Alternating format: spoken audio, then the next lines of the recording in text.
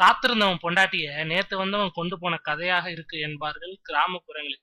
பல வருஷமாக விஜய் அழைப்பாரா என்று காத்து கிடக்கும் முன்னணி இயக்குனர்களுக்கு கூட இந்த செய்தி வியப்பாக இருக்கும் அல்லது அதிர்ச்சியாக கூட இருக்கும். எஸ், சற்று முன் நடந்த ஆச்சரியம் இது.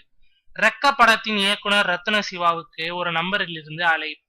வழக்கம் போல ரெக்க படத்தை பாராட்டியோ விமர்சித்தோ யாரோ பேச போகிறார்கள் என்று நினைத்தவருக்கு பேரதிர்ச்சி. எதிர்முனையில் விஜயின் மேனேஜர், சார் உங்களை பார்க்கணும்னு சொன்னாங்க, உங்களால இப்ப வர முடியுமா என்றாராம். அதுக்கப்புறம் மரியாதை நிமித்தமாக விஜயும் அழைக்க மூச்சிரைப்பது மூணாம் மனுஷனுக்கு தெரியாமல் விஜய் சொன்ன இடத்தில் ஆஜராகிவிட்டார் ரத்ன சிவா. ரத்ன சுருக்கமாக இல்லாமல் சற்று விரிவாகவே நேரம் கொடுத்து கதை கேட்டிருக்கிறார் விஜய். முழு கதையும் கேட்டவர் நம்பிக்கையோடு அனுப்பி வைத்தாராம். இன்னும் சில தினங்களில் நல்ல செய்தி வந்தால் அதற்கு ரெக்க படத்தை பற்றி பி அண்ட் சி ரிசல்ட்டும் ஒரு காரணமாக இருக்கும் என்பதில் துளி சந்தேகமில்லை. பட்டத்தையான விட்டத்தை பார்த்து தும்முனாலும் பூமி அதிரும்லப்பா, கோடம்பாக்கமே அதிர்ந்து போய் கிடக்குது.